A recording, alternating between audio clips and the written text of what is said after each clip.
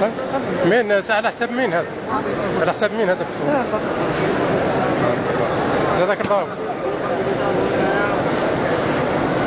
عنده صفوة السلام عليكم. كيف حالك؟ طيب عفوا نسلم عليكم. الله يبارك فيك ان شاء الله. بارك الله فيك. من وين ما شاء الله؟ من المغرب. ما شاء الله تبارك الله. زارت البركة. المغرب كيف حالك؟ طيبون تفطرون عندنا ان شاء الله. ان شاء الله. ان شاء الله. هذا الفطور دائما تعملوه يوميا؟ ايوه الحمد لله. هذه سفرة لي انا. يا ذيك هذا. السفرة الطويلة ذيك؟ السفرة الطويلة ذيك. ما شاء الله. الله يبارك فيك. وعفوا هذه السفرة يوميا تعدها في البيت؟ ايوه يوميا ان شاء الله الحمد لله. نشتريها الحمد لله يوميا. نعم. تكلفة اليومي 1000 ريال فيها. 1000 ريال لكل سفرة؟ تقريبا 160 حاج يفطر. 160 سفرتين تقريبا. 160 يوميا. يوميا الحمد لله. عفوا بالنسبة لهذه الأشياء اللي يتم إعدادها هي من طرف محسن واحد ولا محسنين كثيرين؟ محسنين كثيرين. إن بغيت أنت كمان. يا أيوة. ما شاء الله. إن بغيت أنت كمان. أنت المشرف عليها ولا منظمها ولا كيف؟ منظمها أنا. نعم. الله يبارك. بارك الله فيك. تقبل إن شاء الله. آمين. أي أفضل. إن شاء الله أنا بس من شوية هيك تفطر عندنا إن شاء الله. إن شاء الله إذا خليه بالصاري. إذا يصير. خليه بس خلاص.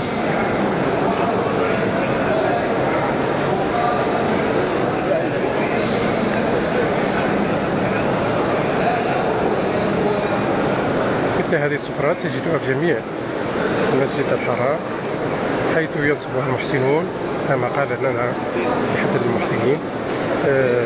وتلقى هذا المحسن قال بأنه هناك 160 مفطرا يفطرون على حسابه يوميا لمدة شهر كامل، شهر رمضان كله.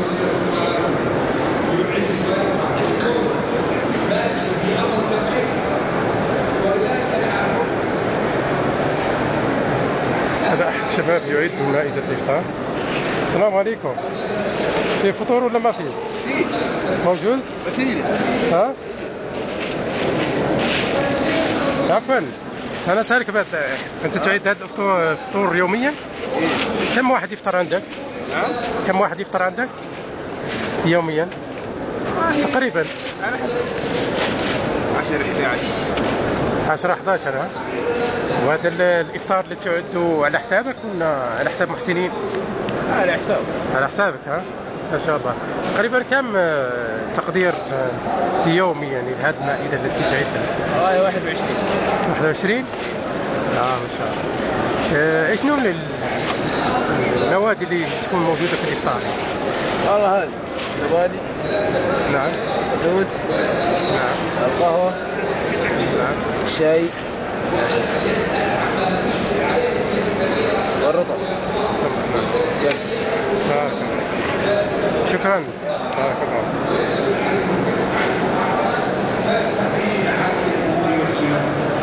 موائد الإفطار منتشرة في جميع أركان المسجد حيث لا يمكن أن تجد مكانا لا توجد فيه سفرة إفطار. هذا الإفطار هذه السفرة هي ما يميز المسجد بعد صلاة العصر مباشرة. يتم مد هذه البلاستيك فرشاة تسمى سفرة بلاستيكية ثم توضع عليها مثلا هنا نجد تمر زبادي حتى الأوراق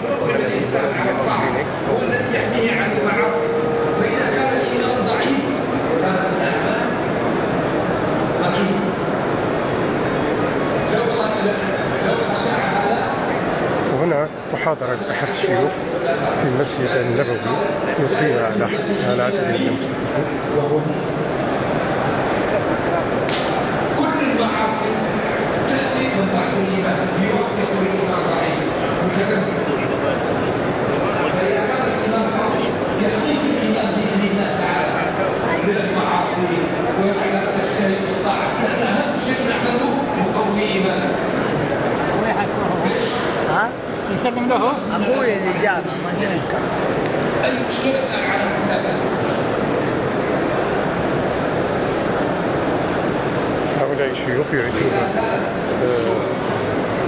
التمر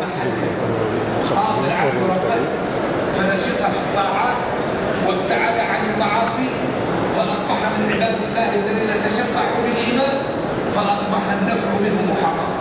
إن سأل أعطي وإن دعا استجيب له وإن عاداه شخص دمره ربه. من عادى لي وليا فقد آذنته. إذا فلنجتهد لنكون من عباد الله الصالحين، نجتهد لنكون من أولياء الله، نجتهد لنكون من المتقين. هناك من ناحية في الجهة الأخرى يعد أحد الأفراد مائدة الإفطار ويقوم بإزالة الثمر في صحون بلاستيكية. السلام عليكم، كيف حالك يا شيخ؟ كيف أمورك؟ طيب إن شاء الله، بارك الله فيك، ما قصرت. كم حيفطر عندك اليوم يعني؟ كم حيفطر عندكم اليوم من واحد؟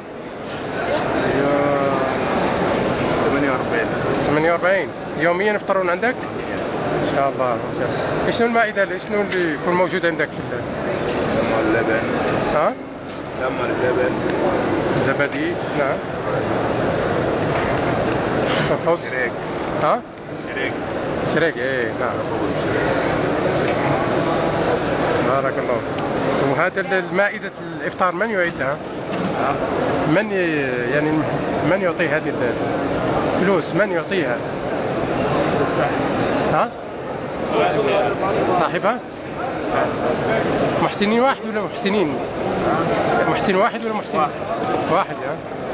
ما شاء الله. كم تقريبا في اليوم مبلغ هذه المال؟ ما تعرفها؟ تقبل الله منك إن شاء الله. إن شاء الله أرجع.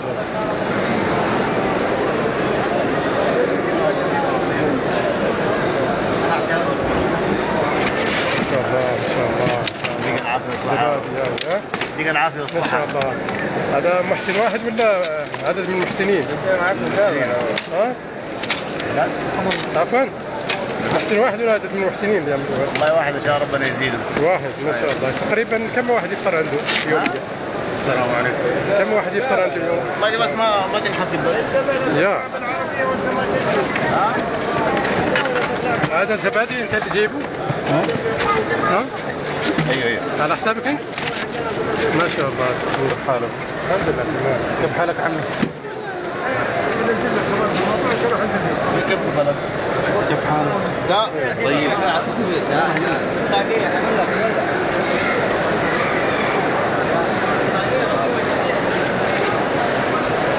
هذه قهوة ما شاء الله. في قهوة يا شباب؟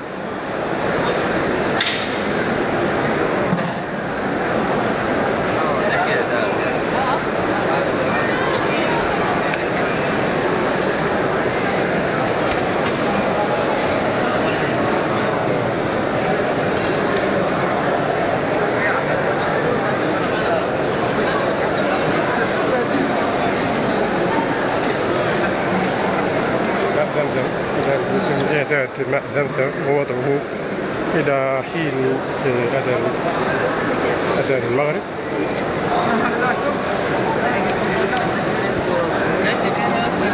الشباب الآخرون يعدون الإفطار عندهم خاصة بهم.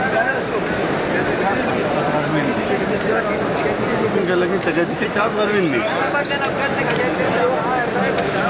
هؤلاء كلهم يقومون على إشراف، كل واحد أو مجموعة من الأفراد يشرفون على مائدة أو سفرة من السفر أو سفرتين،